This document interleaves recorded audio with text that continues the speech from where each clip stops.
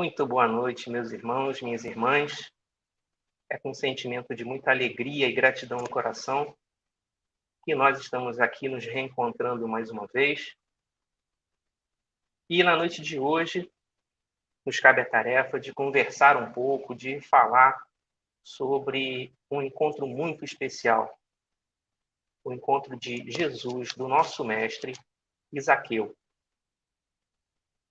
Mas antes de iniciar essa linda história, nós vamos fazer aqui uma leitura para harmonizar, para nos equilibrar. E essa leitura está no livro Ceifa de Luz, no seu capítulo 23, intitulado Seguindo em Frente. E diz assim: assim que se alguém está em Cristo, nova criatura é. Segunda Epístola de Paulo aos Coríntios, capítulo 5, versículo 17. Dificuldades, fracassos, conflitos e frustrações. Possivelmente faceaste tudo isto, restando-te unicamente largo rescaldo de pessimismo. Apesar de tudo, a vida te busca a novas empresas de trabalho e renovação. O sol brilha, o mar de oxigênio te refaz energias. O progresso trabalha, o chão produz e parece que a noite se te abriga no ser. Ergue-te em espírito e empreende a jornada nova. Uma estrada se continua em outra estrada. Uma fonte associa-se a outra. Tens contigo a riqueza do tempo, a esperar-te na aplicação dela própria, a fim de que a felicidade te favoreça. Varre os escaninhos da alma, expurgando-te lembranças amargas e deixa que a luz do presente consiga alcançar-te por dentro das próprias forças. Renova-te e segue adiante, trabalhando e servindo. E à medida que avances, caminho afora, entre a bênção de compreender e o contentamento de ser útil, perceberás que todos os obstáculos e sombras de ontem se fizerem lições e experiências, enriquecendo-te o coração de segurança e de alegria, para que sigas em paz, no rumo de conquistas imperecíveis ante o novo amanhecer. Parece coincidência, mas como elas não existem, esse texto foi escolhido aleatoriamente agora há pouco e resume muito bem a história de Zaqueu, que, como veremos mais à frente, é a nossa história também. Então, eu gostaria de convidar a todos que nos assistem nesse momento que, elevando seus pensamentos, fechando seus olhos, se desligando das preocupações, busque esse contato com o nosso Mestre querido, esse contato com Jesus.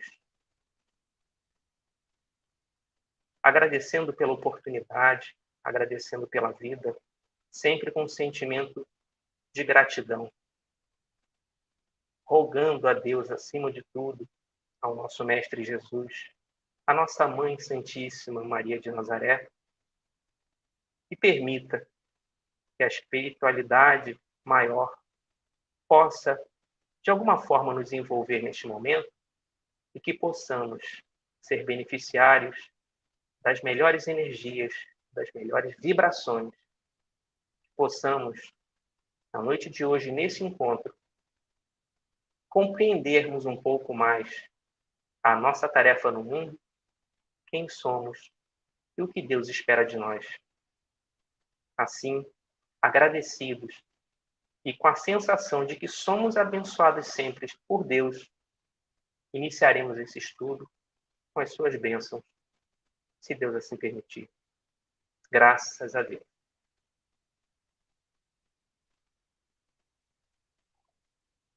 Pois bem, vamos falar, como dissemos agora há pouco, sobre esse encontro o encontro de Jesus com Zaqueu, que é descrito no Evangelho de Lucas, no capítulo 19, nos versículos de 1 a 10. Então vamos ver aqui o que tem nesse texto evangélico. E tendo Jesus entrado em Jericó, ia passando. E eis que havia ali um homem chamado Zaqueu. E era este um chefe dos publicanos. E era rico. E procurava ver quem era Jesus.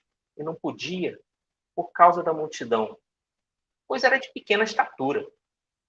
E correndo adiante, subiu a uma figueira brava, um sicômoro, para o ver, porque havia de passar por ali. E quando Jesus chegou àquele lugar, olhando para cima, viu e disse-lhe: Zaqueu, desce depressa, porque hoje me convém pousar em tua casa. E apressando-se, desceu e recebeu-o alegremente. E vendo todos isto, murmuravam, dizendo que entrara para ser hóspede de um homem pecador. E levantando-se Zaqueu, disse ao Senhor: Senhor, eis que eu dou aos pobres metade dos meus bens. E se em alguma coisa tenho defraudado alguém, o restituo quadruplicado. E disse-lhe Jesus: Hoje veio a salvação a esta casa, pois também este é filho de Abraão. Porque o Filho do Homem veio buscar e salvar o que se havia perdido. Nessa pequena história, existe um universo de conhecimento oculto. Algum conhecimento um pouco mais claro, outro um pouco mais escondido, vamos dizer assim. Mas é importante, sempre que nós lemos um texto do Evangelho, que nós busquemos trazer esse texto para a nossa vida. Porque, em verdade, todas aquelas histórias que estão ali contadas, nenhuma delas foi colocada ali à toa e todas elas resumem o quadro de experiências que nós experimentamos aqui no mundo ao longo das nossas reencarnações. Ninguém se engane achando que são apenas histórias com uma moral no final.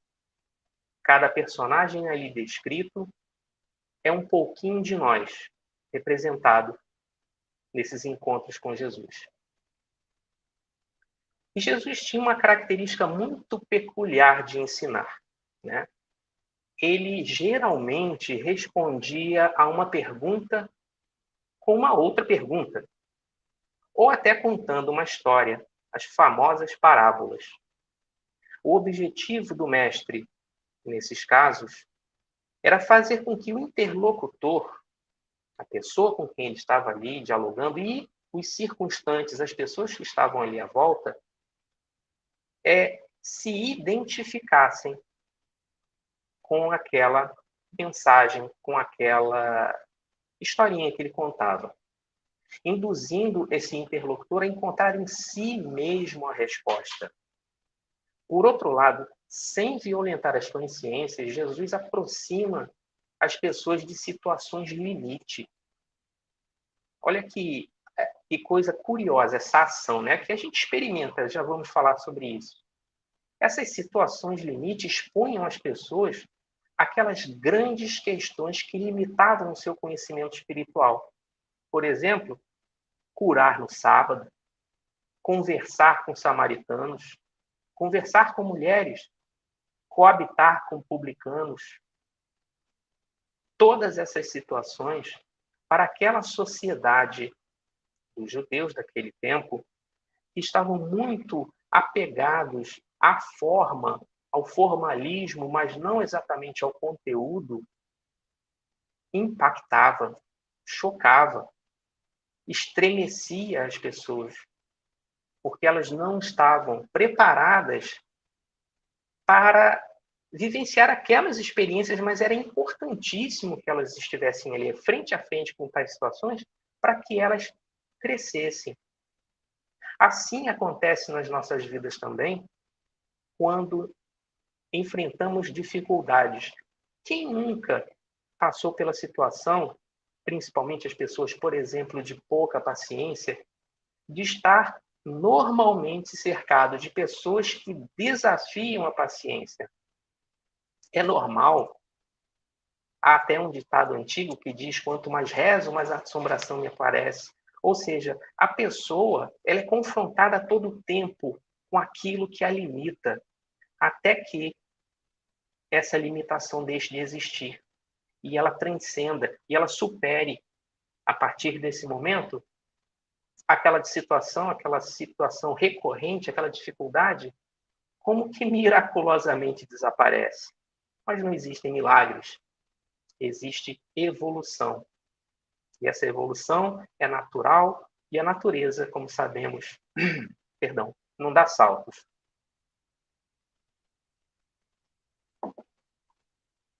Essa história, ela se passa na cidade de Jericó. A mesma cidade, Jericó, das muralhas que caíram, e a mesma cidade onde o cego Bartimeu foi curado. A cidade de Jericó era a segunda maior cidade de Israel, perdendo apenas em tamanho e importância para Jerusalém. E é tida, hoje em dia, como a cidade mais antiga do mundo, com aproximadamente 9.000 anos de existência. Era uma cidade muito rica, uma cidade que tinha uma agricultura exuberante, porque o seu clima permitia que diversos tipos de plantio ocorressem ali, diferente das regiões desérticas que cercavam ali a cidade de Jericó. Então, por ser tão rica, por ser tão produtiva, essa cidade vai receber um fluxo muito grande de comerciantes e um fluxo ainda maior de dinheiro. Por estar sob o domínio romano, era natural e esperado que o império cobrasse de todas as cidades um tributo, um imposto, e os seus habitantes não estavam livres disso. E havia, como ainda há na sociedade atual, estratificada e dividida em funções, em profissões, havia um homem. E esse homem ele era servidor de Roma. Ele chefiava uma coletoria de impostos. O que significa isso? Uma coletoria de impostos seria como uma alfândega, atualmente, um local onde você vai pagar tributos. E ele era o chefe dos coletores de impostos. Naquele momento, os coletores de impostos já eram pessoas mal vistas por dois motivos básicos. Primeiro, porque essas pessoas se associavam a Roma. Elas supostamente haviam se rendido à dominação romana, se integrando à sua estrutura.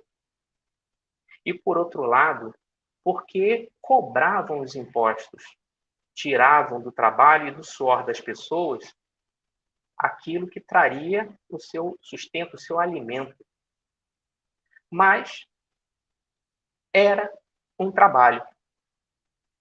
E Zaqueu, o nosso personagem da história, Zaqueu ele era o chefe dessa coletoria, ele era o chefe dos cobradores de impostos. Mas Zaqueu já era naquele momento um homem diferenciado. Apesar de ser um homem de seu tempo, um homem do seu tempo, que trabalhava coletando, chefiando uma coletoria, ele já havia feito em si aquele mergulho interior, ele já havia feito aquelas perguntas que movem o ser humano para o alto. Ele, de alguma forma, já havia buscado reconhecer a sua função no mundo. Em outras palavras, Zaqueu era honesto em seu trabalho profissional, apesar de seu trabalho profissional. E isso é uma coisa que nós inicialmente precisamos ter em mente. Nós não devemos avaliar nenhuma pessoa pelo contexto em que ela está inserida. Assim como o mestre nos contou, nós não devemos avaliar a figueira, a árvore, pela folhagem, mas sim pelos frutos que ela oferece. Se existiam naquela época coletores de impostos que eram corruptos ou menos honestos, havia Zaqueu e também outros que buscavam fazer o seu trabalho estritamente dentro dos limites do que era correto.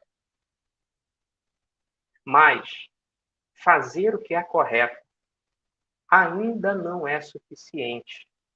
E nós veremos mais adiante por que isso não é suficiente. Zaqueu era servidor de Roma, como já dissemos. Era mal visto por servir ao império e cobrar esses impostos.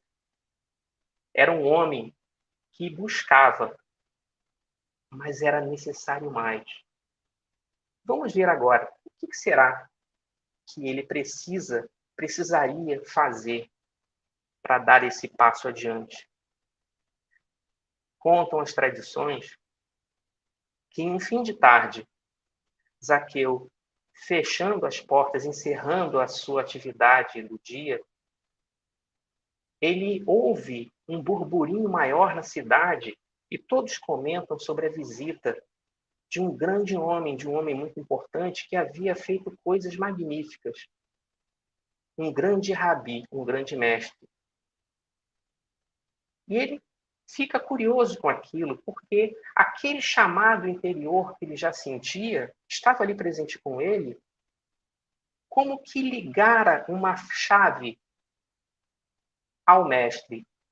E ele sente uma curiosidade, um ímpeto que normalmente ele não teria sentido de buscar conhecer ou ao menos ver aquele homem. Mas ele era o chefe de uma coletoria de impostos.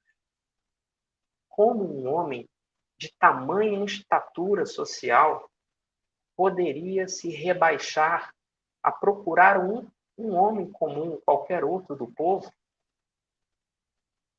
Ele precisou passar por cima disso. Ele precisou tomar a iniciativa, ele precisou ir na direção do Cristo. E essa é uma tarefa que nós precisamos ter sempre em nossas mentes e conscientizados. Apesar da infinita bondade de Deus, apesar da sua infinita misericórdia, apesar do seu amor, cabe a nós a tarefa de nos mover na direção do alto e da luz. Se ficarmos parados, esperando que algo de novo aconteça, que o cenário modifique, que as melhores condições surjam, nós vamos ficar estagnados e parados. Precisamos fazer esse movimento adiante. Zaqueu, ele precisou se elevar sobre as questões do dia a dia para conseguir um encontro definitivo com Cristo. Então ele busca um caminho por onde ele deduziu que o mestre passaria. E tendo uma grande dificuldade, porque ele era de baixa estatura, ele era baixinho, um pouco gordinho, segundo contam as tradições, ele jamais conseguiria, no meio da multidão, enxergar ou sequer ser visto pelo mestre, por aquele homem que havia curado um cego naquela mesma cidade onde ele residia. Ele enxerga então um sicômoro. O que é um sicômoro? É uma figueira. É um tipo de figueira, mas não é uma figueira comum que dá frutos doces e bons que interessam a todos.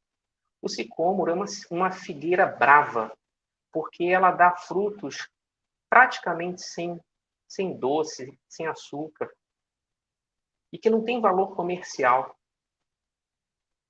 Ele sobe nesta árvore, ele se eleva do solo, e esse é um arquétipo, é uma imagem que representa a ascensão do homem. Ele precisa se elevar sobre a superficialidade da vida para conseguir enxergar adiante, para conseguir ver mais.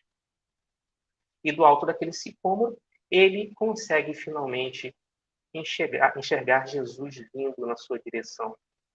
E sem que ele dissesse uma palavra, Jesus diz a ele que lhe convinha pernoitar, ficar na sua casa. Isso era muito mais do que Zaqueu sonhara. Ele queria apenas ver, olhar o mestre. Mais do que isso, ele conseguiu que o mestre dirigisse a palavra a ele e ainda mais coabitasse na sua casa. Quando nós fazemos esse movimento na direção do Cristo, quando nós agimos pelo nosso próprio bem, pelo nosso crescimento espiritual, a espiritualidade se mobiliza, as nossas vibrações combinam com as vibrações dos nossos mentores. Nós conseguimos o auxílio que tanto pedimos quando passamos do patamar do pedir para o agir, sem esperar que as situações mudem ou sem esperar por um milagre. Faça o que você pode, nas condições que você tem, rogando a Deus que lhe auxilie, e o céu te ajudará. Então, Jesus comparece ali à casa de Zaqueu. É uma viagem de duas mãos, né? de duas vias, vamos dizer assim, porque havia, da parte dos judeus, um preconceito para com os coletores de impostos. E provavelmente haveria dentro de Zaqueu uma imagem um tanto negativa em relação aos judeus que o criticavam. Jesus era judeu, mas aquele homem, ele era diferente. E isso mobilizou a ação de Zaqueu. Eles estiveram juntos na mesma casa, isso chamou profundamente a atenção de todos aqueles que estavam ali. E todos comentavam, todos diziam que, como o grande mestre pode ficar na casa de um cobrador de impostos? Isso é inadmissível. É quase possível, meus irmãos, minhas irmãs, vermos essa situação acontecendo nos dias de hoje, como se nós ainda fôssemos aqueles judeus daquele tempo que ainda hoje olhamos para o próximo e o julgamos e o condenamos pelas circunstâncias que o cercam.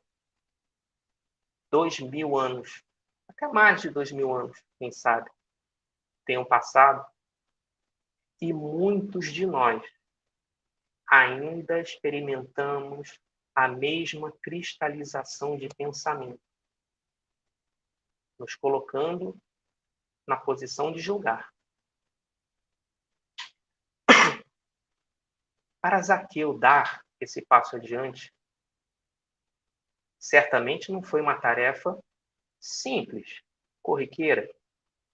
Ele precisou tomar algumas ações. Nós vamos elencar a partir daqui. Primeiramente, Zaqueu decidiu ir até Jesus. Mas isso só não basta. Não basta querer. Eu quero ir.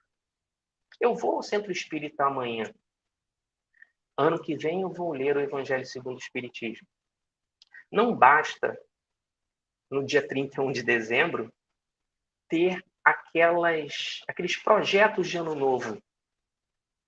É necessário também uma mudança de comportamento. Quando a gente muda o nosso comportamento, a gente age. Então, essa foi a primeira coisa que a gente pode destacar na atitude de Zaqueu, uma mudança de comportamento, uma conversão, uma transformação. Primeiro, é necessário uma disposição para a mudança. Você tem que estar disposto a mudar. Porque não basta todas as circunstâncias que nos envolvem estarem precárias, difíceis, nós precisamos querer essa mudança. Porque enquanto o prazer, a segurança, o comodismo forem maiores do que a dor, ou a dor que aquilo nos provoca, nós não sairemos do lugar. A partir do momento que a dor, a nossa irmã dor, ela nos impele para frente e ela supera os benefícios que as nossas atitudes cristalizadas nos promovem, aí nós mudamos. Então, a disposição para mudar. Infelizmente, há dois caminhos. Ou nós podemos decidir corajosamente pela mudança, ou a vida vai nos dar a ajuda que nós precisamos, aumentando a dor gradativamente até que nós mudemos esse comportamento. Em segundo lugar, é necessário a gente reconhecer as nossas limitações e as nossas dificuldades. Para isso, assim como Zaqueu, nós já precisamos ter iniciado aquele trabalho de autoconhecimento.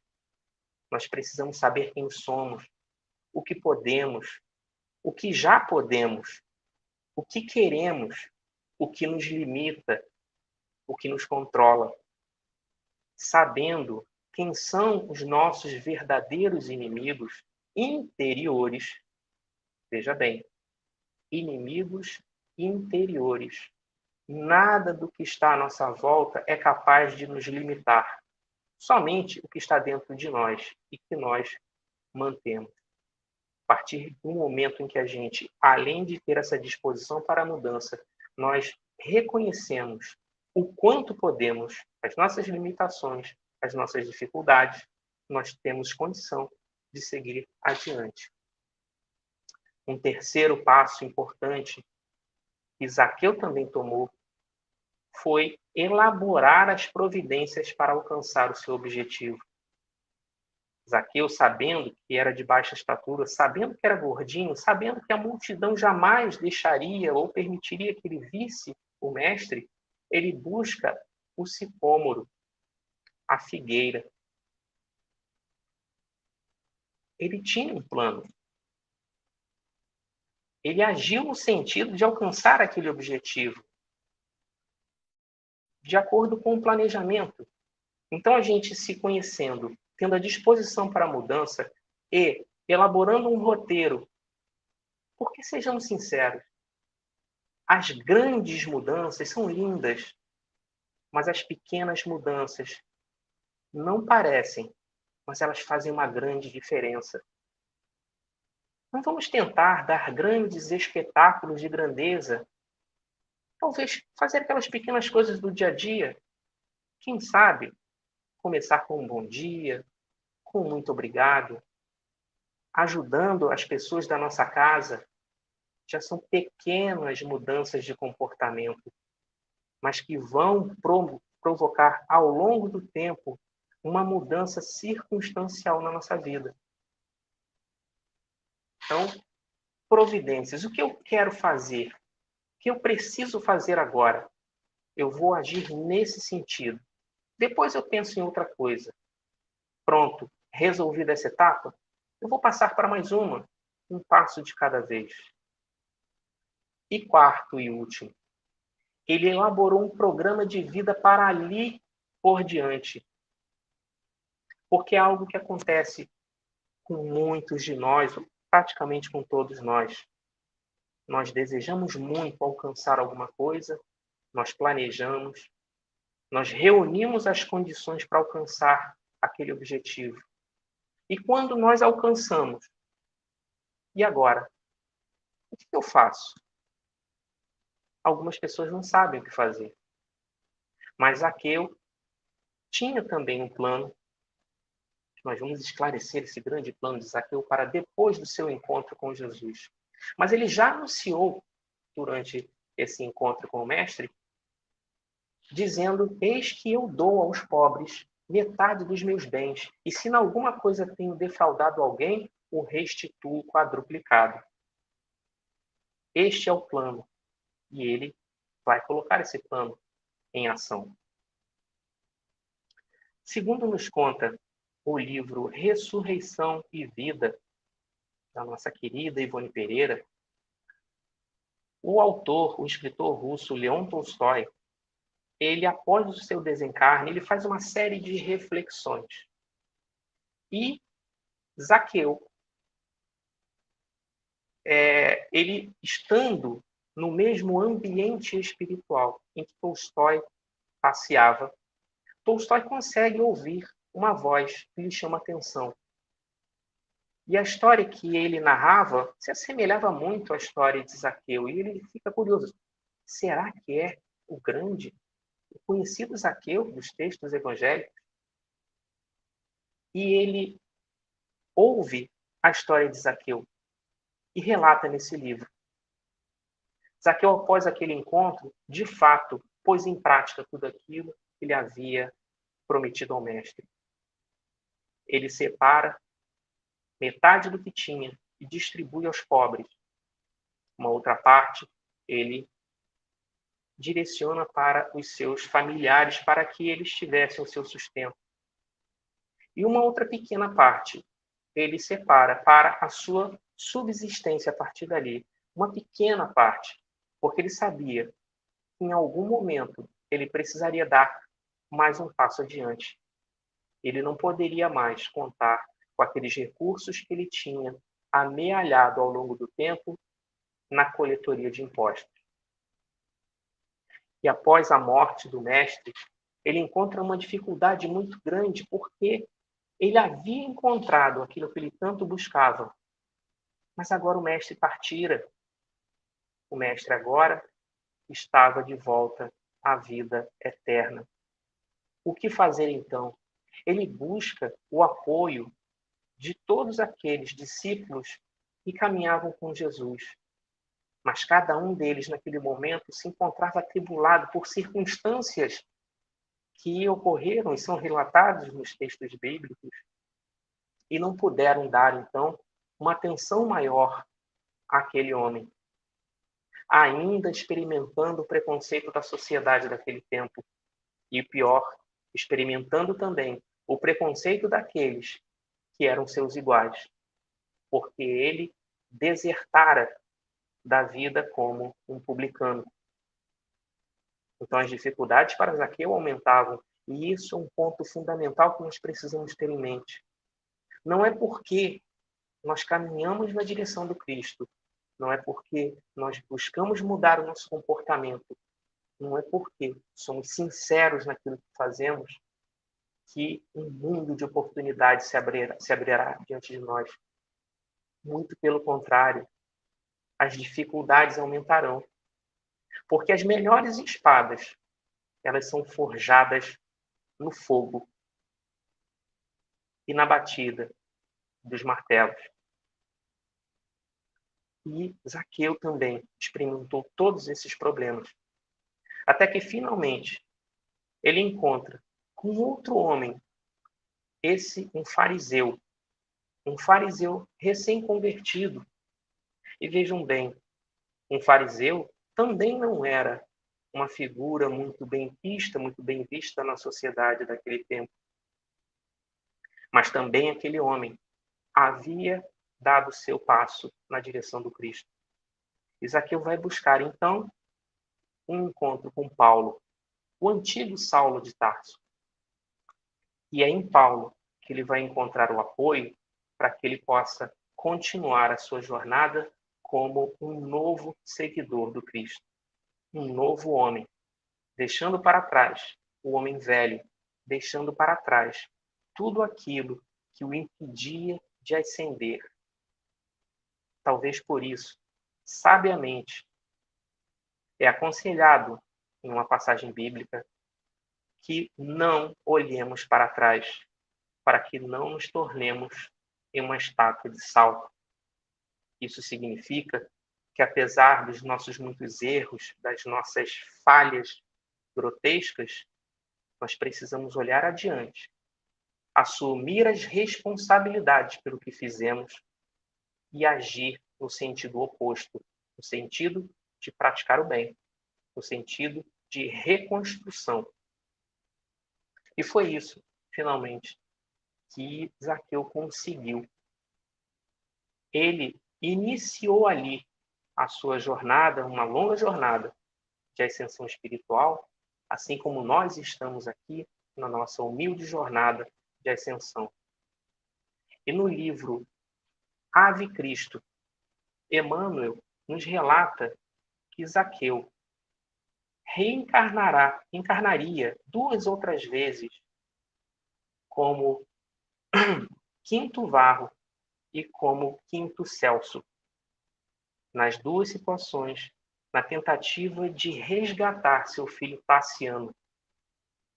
Mais tarde, voltaria ainda como irmão Parmênio, até que finalmente, no século XIX, aqui em terras brasileiras, o antigo Zaqueu, o antigo publicano, já redimido, já mais depurado das suas dificuldades, reencarna como Bezerra de Menezes.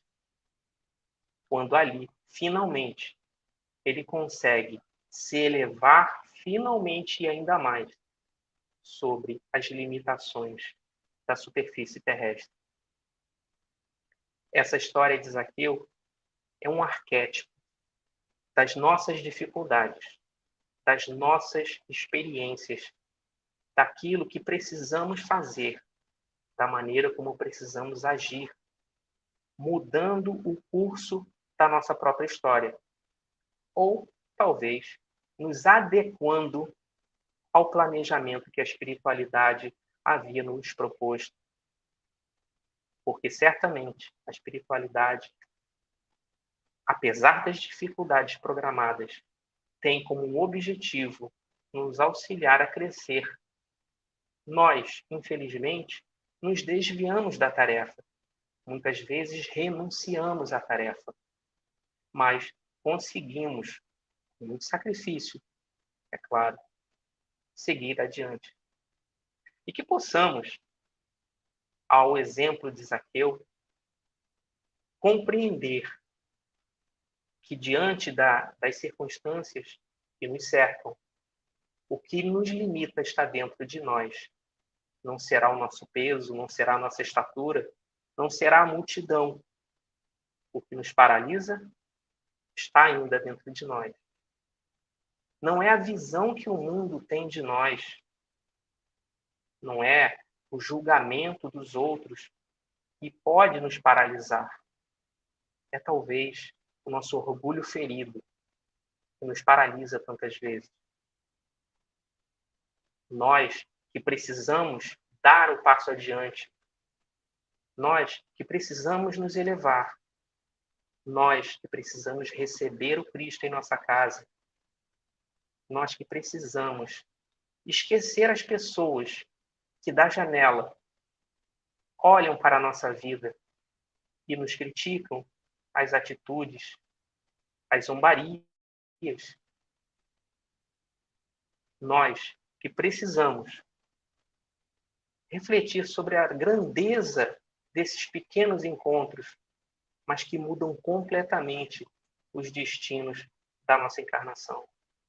Quantos irmãos nossos de caminhada nos apresentaram oportunidades de crescimento? Quando vamos ao nosso centro espírita, quantas oportunidades nós temos de aprender para além das palestras, no simples convívio com os nossos confrades. Quanto amor, tantas vezes, nós renunciamos a oferecer por medo de não aceitação, por medo do julgamento.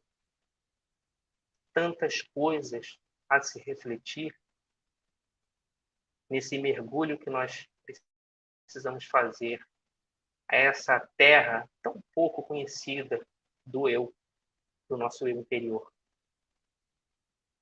Então, nós gostaríamos então de encerrar essas reflexões a respeito dessa história tão bonita de Zaqueu e o seu encontro com Jesus, mais uma vez agradecendo e mais uma vez convidando a todos os que nos assistem nesse momento a elevar mais uma vez os nossos pensamentos.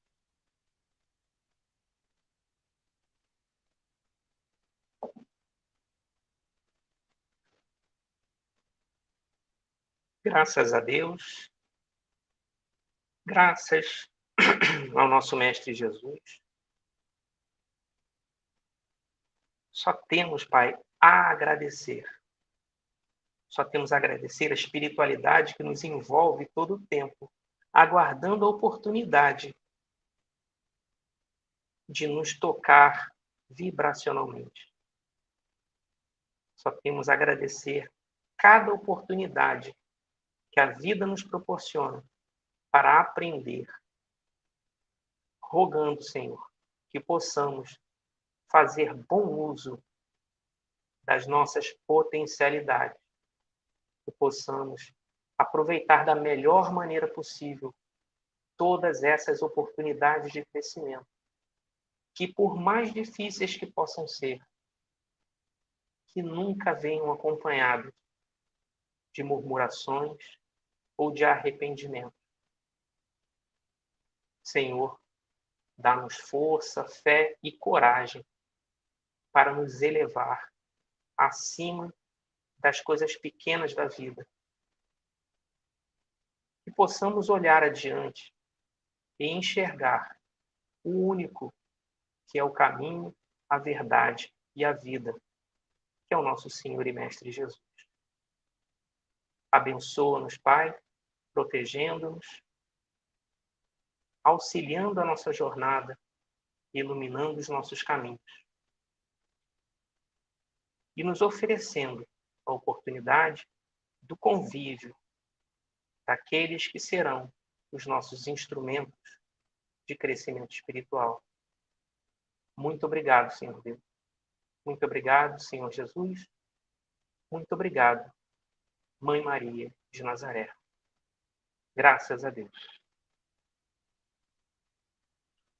Com isso, nós finalizamos, agradecendo mais uma vez a oportunidade do CERJ de estarmos aqui e dizendo até breve, se Deus assim permitir.